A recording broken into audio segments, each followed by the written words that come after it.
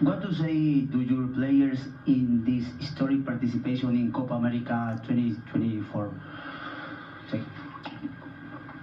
Yes, the players are disappointed in the way that we gave the match away. But I was very positive with them. And,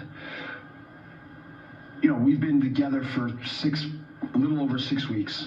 And to come into this match, put some new players on the pitch, play for me against one of the best teams in the world, and to totally dominate the match, right? To be on top of the match for a full 90 minutes, create big chances. You know, we were too much for them for most of the match. And, you know, it's really unfortunate, but this is the way things work. And we're still a young team. You know, if you look at their team, they have experienced players across the board, players playing at big clubs, a lot of experience in understanding how to handle moments, and we're still developing that. You know, I think on the day we had 8 MLS players, 2 players that had played in MLS, and an 18-year-old on the pitch. And to play like that in this kind of match against this kind of opponent, I think is a big statement on the direction of this team. That was a fun game to watch. Was that the best third place game ever? Yeah, it was spirited. You know, I think, you know, I said from the beginning that we have a lot of respect for Uruguay, and they're a very good team, and they're coached very well, and that we were going to treat it as a big opportunity for us to challenge ourselves against a really good opponent. And, you know, I thought our match plan was good. I thought they had trouble dealing with our pace and creativity. And if we're just a little clearer around the goal, I think we would win that match. And I'll also say, like, for a young team to go down in the 7th minute against such a good opponent and not fold and stay strong and continue to push in the first half and find a way back in the match and then get the lead, it's just a shame that we gave it away at the end. But you know, we're clearly showing that we're in a good way and we're on a good path. Jessie, Jorge Gonzalez with Top Bin 90. I know you mentioned maybe some of the displacement you've had with the tournament. What are some of the things that you might want to see moving forward if CONCACAF teams are to participate?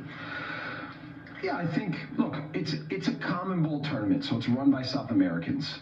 Okay, so we respect that, and we certainly respect the opportunity to play such great opponents.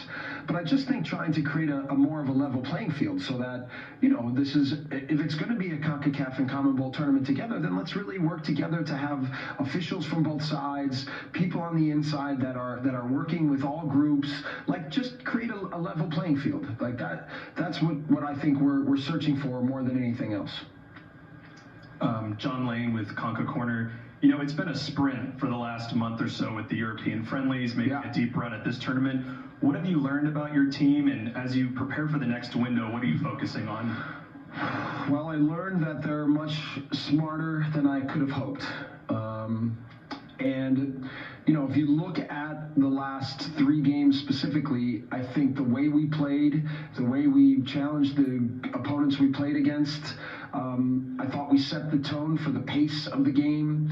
And, you know, now for us, if we can finish chances, right? We were in the top, I think, 3 or 4 for expected goals in the tournament per match, right? So, but then we only have 4 goals in the tournament. So we've got to find a way to, when we have such quality chances, to put them away. But this is part of the experience. I think, you know, having the quality up the pitch, having the ability to finish off plays, having the ability to manage the game toward the end, so that as we're pushing the game and as we're dictating the way it's played, that we not just have control of the match, but that we make sure that we win it, right? So, you know, for me, we didn't win enough, right, for how we played. We have to figure that out, but we will. Coach Steve Reed from the Associated Press, what did you see on the last goal there in stoppage time by Suarez? Yeah, we could have done a better job. Like, look, I was thinking after we got the goal, we had already made all our subs. I was trying to think, how do we tactically adjust the game? But I didn't want us to get passive. But when we had the ball, we just started giving it back to them too much and then allowing them to push themselves into the match.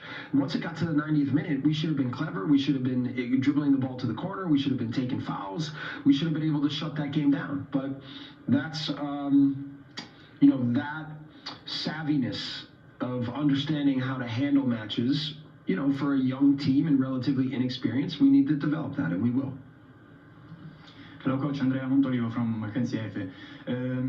I would like to have a message from you to Kone, because it was the first time for me that I saw him live, and I was really impressed, like a box-to-box player. Yeah. Fantastic game today, but unfortunately it didn't end well. So just a comment from you about this player, because I was really, really impressed by him. Thank you. Yes, he had. We knew, given their man marking, that his ability to get away from players was going to be important for us. And I don't think Uruguay struggled to deal with him in the midfield, right? And he was able to break them down a lot and then create advantages for us. He is a box-to-box midfielder. He's very clever on the ball. He got us here with his penalty, and he's harboring a lot of guilt right now because he feels like he let the team down. But both him and Fonzie, by making their penalties against Venezuela, got us here. So, and in the end, I want him to not be so hard on himself. He's very, very hard on himself. But you're right, he's a fantastic player with a fantastic future. And he's going to Marseille, and I think that's going to be really good for him, and he's going to continue to develop. Hi, Mr. Cristian Santos from Ecuador. First, congratulations, because getting here is something historic for all of you. And making a balance and a general analysis of the team and the tournament, how will you rate the performance of the Canadian team compared to the other teams in this cup? Look, we came to this tournament in a new process, right? I've been on the job for 8 weeks, 9 weeks. I've thrown a ton of information at them. Tactical information, psychological information about how we're going to develop, and step by step to take them through a process to make them the team that I know they can become. They've committed to it better than any group I've ever had, and they're all in. They do everything they can every day to push themselves, to support each other, to meet the standards that I'm setting for them. And I would give our performances overall incredibly positive. And also not to just see 11 good players, but to see 15, 16 good players develop, and the youth and the adaptation to what I want us to become. I wouldn't have thought we could play a team like Uruguay and take them to their limit the way we did tonight at the start of this process. So we're way ahead of where I thought we would be, and it means that I told them now my expectations are even higher for them moving forward. So, but that's a good problem to have. Any other questions? Listen to